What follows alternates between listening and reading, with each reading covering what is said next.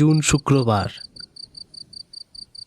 ঘড়ির কাঁটায় তখন রাত 12:25। চারিদিকটা ঘুটঘুটে অন্ধকারে ঢাকা। অমাবস্যার এই নির্জন রাতে হাইওয়ে ধরে ছুটে চলেছে একটি কালো সেডান গাড়ি। গাড়িতে 4 বন্ধু। শক্ত হাতে স্টিয়ারিংয়ে সায়ন, তার পাশে তিস্তা, আর পেছনের সিটে বসে থাকা রনি আর অভিরূপ একে অপরের সাথে কথা বলছে। তারা যাচ্ছে তাদেরই এক বন্ধুর ফার্স্ট অ্যানিভার্সারির অনুষ্ঠানে। তাই নিজেদের মধ্যেই তারা হাসি ঠাট্টায় মেতেছিল, কিন্তু তাদের কল্পনাতেও ছিল না যে সামনে অপেক্ষা করছে এমন এক রাত যা তাদের জীবনকে চিরতরে বদলে দিতে চলেছে।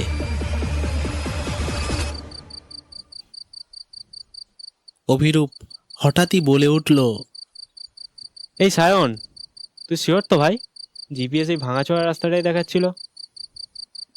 হাইওয়ে ছেড়ে এই জঙ্গলের পথে ঢোকার পর থেকে একটাও তো গাড়ি দেখলাম না।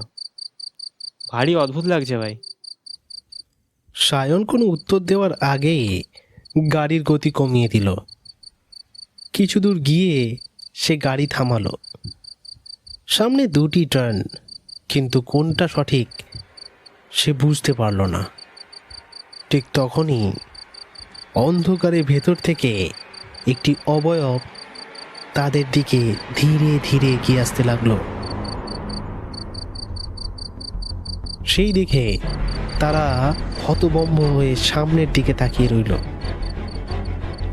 যখন সেই অবয়বটি তাদের কাছে এসে পৌঁছালো, তারা দেখল একটি বৃদ্ধ লোক, তার হাতে একটি লণ্ঠন, সারা শরীর মোটা চাদরে ঢাকা, সাদা চুল, কুঁচকে যাওয়া মুখ আর অস্বাভাবিক ফ্যাকাশে চোখ তাকে আরো রহস্যময় করে তুলেছে।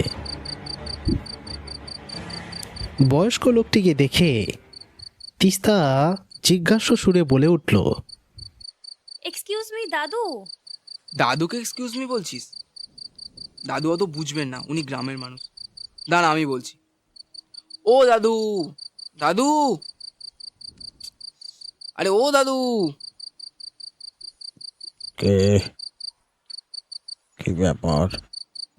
বলছিলাম, আমরা আসলে তালপুকুর যাচ্ছি, কিন্তু আমরা বুঝতে পারছি না কোন রাস্তাতে গেলে একটু আমাদের তাড়াতাড়ি হবে।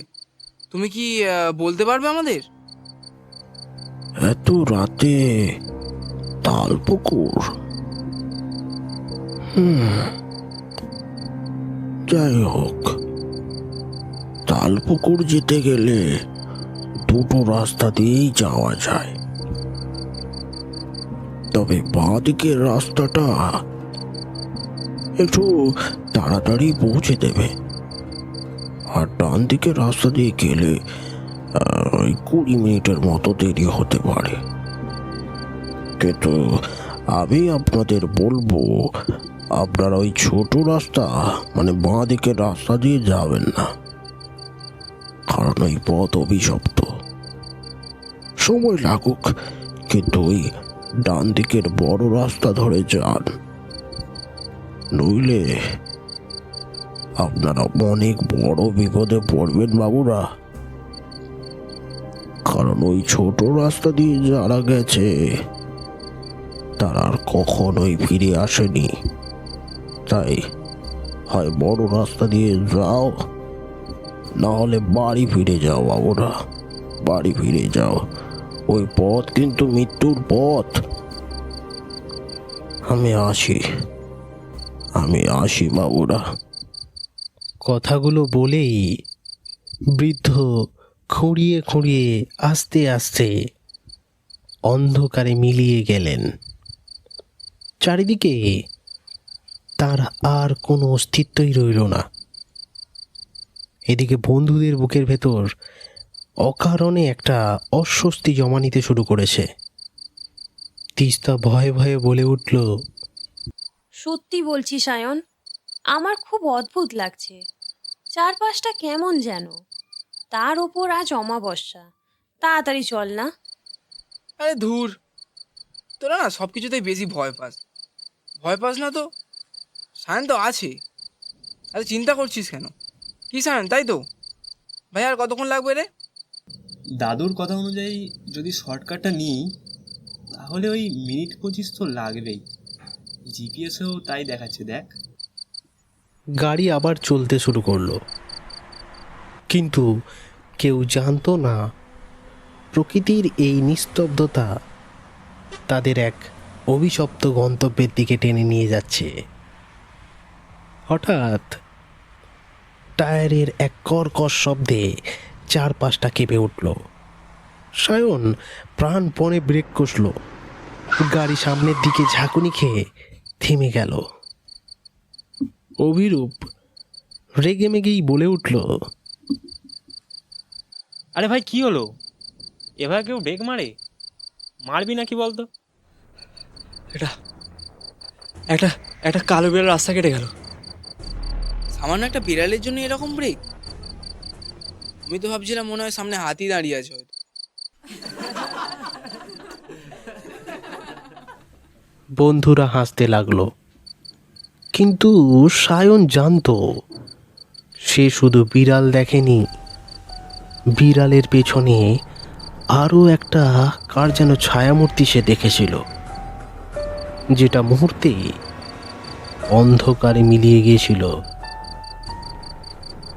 কিছুক্ষণ পর গাড়ির ইঞ্জিন হঠাৎ অদ্ভুত শব্দ করতে শুরু করলো। এরপর সম্পূর্ণ বন্ধ হয়ে গেল। কয়েকবার চেষ্টা করার পরেও গাড়িটি আর স্টার্ট নিল না।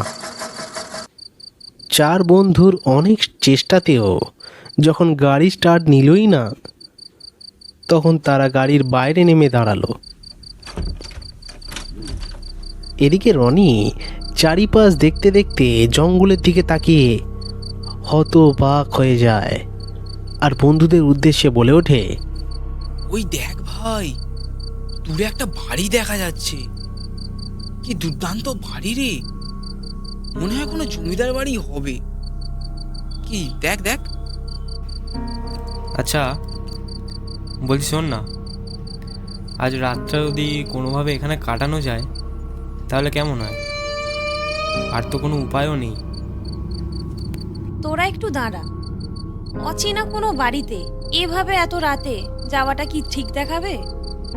ওনারা কেনই বা আমাদের থাকতে দেবে? কি বলিস না তোরা? আচ্ছা ঠিক আছে, গিয়েই দেখা যাক না। তুই এত স্ট্রেস নিস না তো, গিয়েই দেখি না কি হয়। সবাই সম্মত হলো। তারা ধীরে ধীরে বাড়িটার দিকে এগিয়ে যেতে লাগলো। গেটের পাশে একটি নাম ফলক, তাতে লেখা চৌধুরী বাড়ি, সন 1892।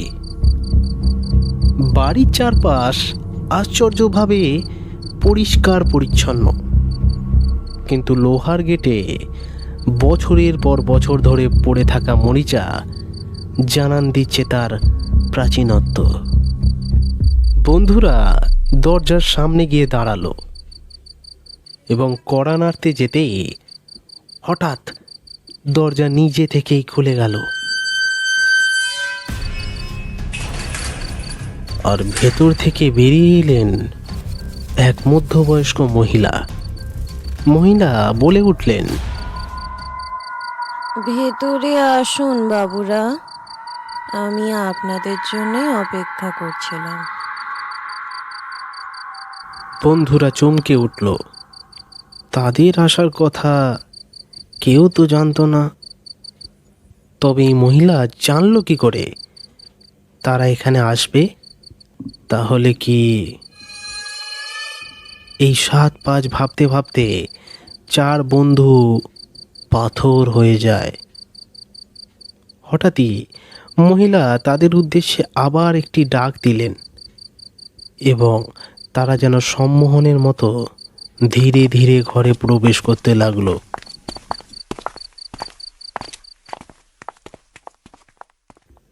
রাত 1টা নাগাদ 4 বন্ধু যে যার ডিনার সেরে নিজেদের ঘরে চলে গেল, কিন্তু কারোর চোখে ঘুম এলো না। হঠাৎ তিস্তার ঘুম ভেঙে গেল। ঘুম থেকে উঠে তিস্তা ভাবতে লাগলো, কিছুতেই ঘুম আর ধরছে না। বারবার কয়েকটা কথা ভাবাচ্ছে। আমরা যখন সবাই ঢুকলাম তখন দরজাটা আপন হতেই খুলে গেল। এটা কিভাবে সম্ভব? তার ওপর ওই মহিলাটি কি বললেন যে উনি নাকি আমাদের জন্যই অপেক্ষা করছিলেন। এটা কিভাবে সম্ভব? উনি জানলেন কি করে যে আমরা আজকে এখানে আসতে চলেছি? তার ওপর এতজনের খাওয়ার অ্যারেঞ্জমেন্ট এত তাড়াতাড়ি উনি করলেন কি করে? ওনাকে ছাড়া এ বাড়িতে তো কাউকে দেখলাম না। কি জানি আমরা সবাই কি ঠিক করলাম এই চৌধুরী বাড়িতে এসে? সব বিষয়টাই বড্ড গোলমেলে লাগছে। একটু জল খাই, গলাটা বড্ড শুকিয়ে আসছে।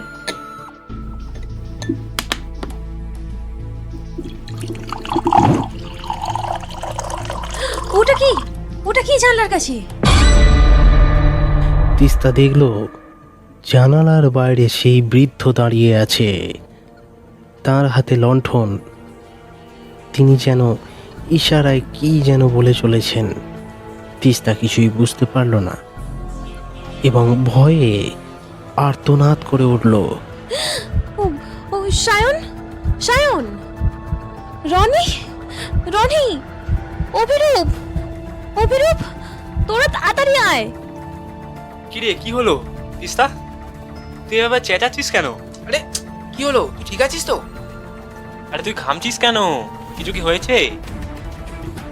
দেখ না, ওই জানলার কাছে যেন কে দাঁড়িয়ে আছে। তোরা প্লিজ দেখ, দেখ, আমি যেমন দেখতে পারবো না আর। দেখ দেখ। ওই চল দেখি জানলা দিয়ে কে আছে। কোথায়? কেউ তো নেই, কেউ নেই। তুই কাকে দেখেছিস? আমি সত্যি দেখেছিলাম রে, ওখানে কে একটা যেন দাঁড়িয়ে ছিল। আমার মনে হয় তো শরীর খারাপ লাগে, তুই একটু রেস্ট নে। এত তুই জার্নি করে এসেছিস, তুই একটু রেস্ট নে, আমার মনে হয় ঠিক হয়ে যায়। কি বলিস?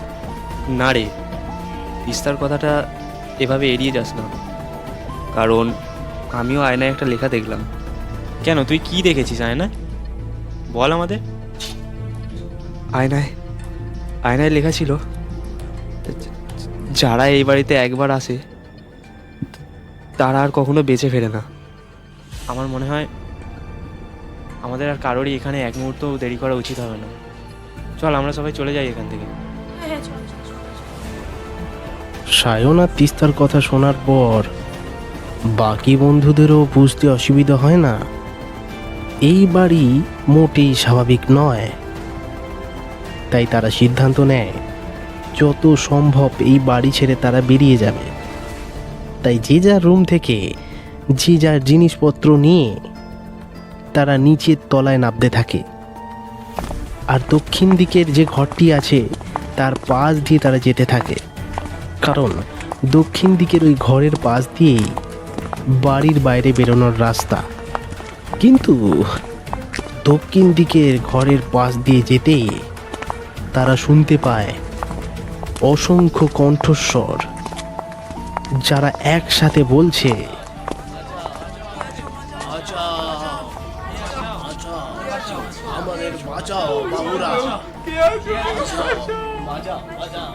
সেই তারস্বরে ভয়ার্ত চিৎকার শোনার পরে 4 বন্ধু না চাইতেও দক্ষিণ দিকের ঘরের দিকে এগিয়ে যায় এবং কৌতূহলবশত সেই ঘর তারা খুলে দেখতে চায়।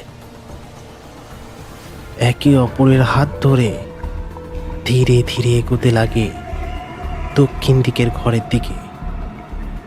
দরজা খুলতেই তাদের শরীর ঠান্ডা হয়ে গেল।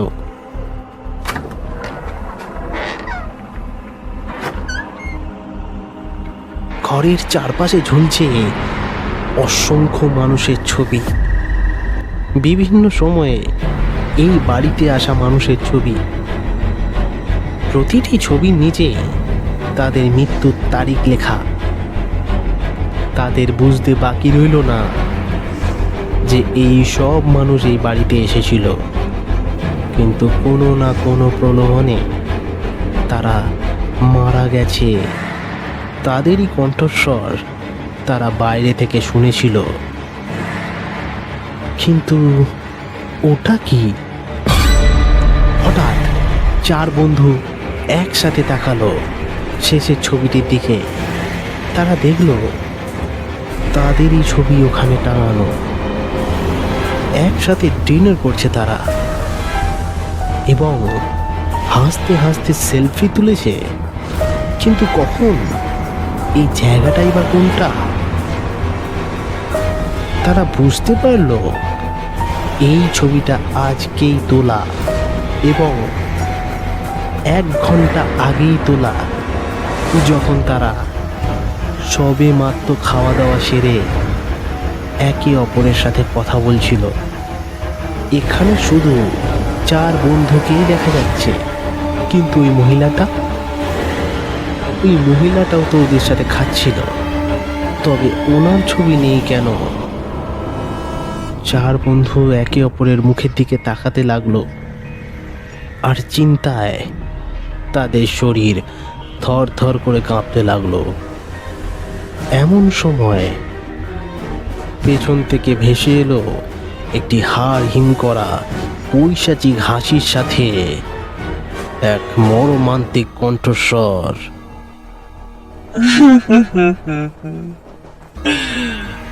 কতদিন পর আবার তাজা রক্ত পাবো। তারা একসাথে ঘুরে দাঁড়ালো, দেখলো সেই মধ্যবয়স্ক মহিলা দাঁড়িয়ে আছে তাদেরই পেছনে। কিন্তু ওনাকে আর কোনো স্বাভাবিক মানুষের মতো লাগছে না। ওনার মুখের চামড়া গলে গলে পড়ছে, চোখ দুটি সম্পূর্ণ কালো আর চোখের কোটর থেকে বেরিয়ে আসছে অজস্র পোকা মাকড়। নখগুলি অস্বাভাবিক লম্বা। সে ধীরে ধীরে এগিয়ে আসতে লাগলো আর তাদের উদ্দেশ্যে বলল, আজ আর তোদের কেউ বাঁচবে না।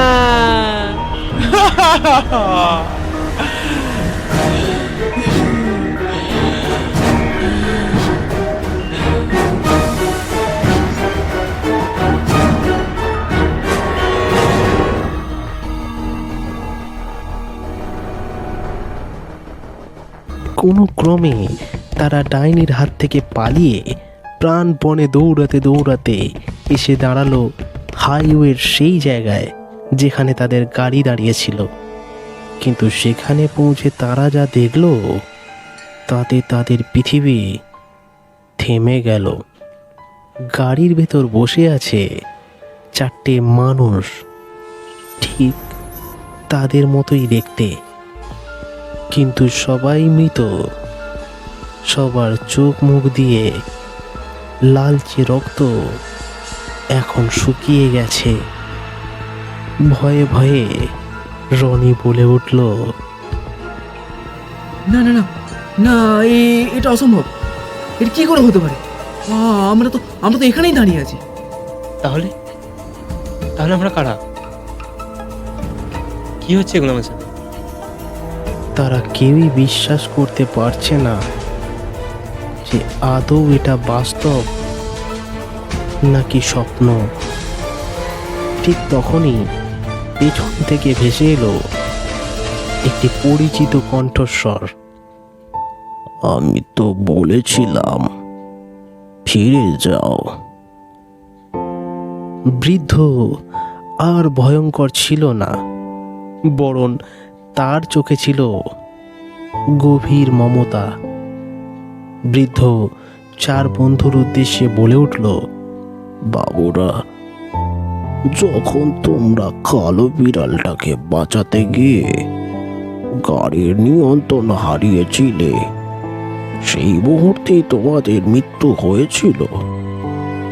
কিন্তু আমি শেষবারের মতো সতর্ক করে তোমাদেরকে বোঝাতে চেয়েছিলাম ওই বাড়িতে যেও না। কিন্তু মানুষ সবসময় সতর্ক বার্তাকে কুসংস্কার ভেবে উপেক্ষা করে। চারপাশের দৃশ্য ধীরে ধীরে ঝাপসা হয়ে যেতে লাগলো। চৌধুরী বাড়িটাও ধোঁয়ার মতো মিলিয়ে যেতে লাগলো, কারণ সেটা কোনো বাস্তব বাড়ি ছিল না। সেটা ছিল এমন এক দরজা যেখানে পৌঁছায় সেই সব আত্মা যারা নিজেদের মৃত্যুকে এখনো মেনে নিতে পারেনি। এদিকে বৃদ্ধ লণ্ঠনটা উঁচু করে ধরলেন, তারপর শান্ত গলায় বললেন, চলো বাবুরা, এবার সত্যিকারের বাড়ি ফেরার সময় হয়েছে তোমাদের। আসো আমার সাথে, চলো। পরের মুহূর্তেই চারপাশটা সাদা আলোয় ভরে গেল। চারটি ছায়ামূর্তি ধীরে ধীরে অন্ধকারের ওপারে মিলিয়ে যেতে লাগলো। কথিত আছে, যাদের সময় হঠাৎ ফুরিয়ে যায়, যারা নিজের মৃত্যুকে বিশ্বাস করতে পারে না, তাদের জন্য আজও অমাবস্যার রাতে খুলে যায় চৌধুরী বাড়ির দরজা।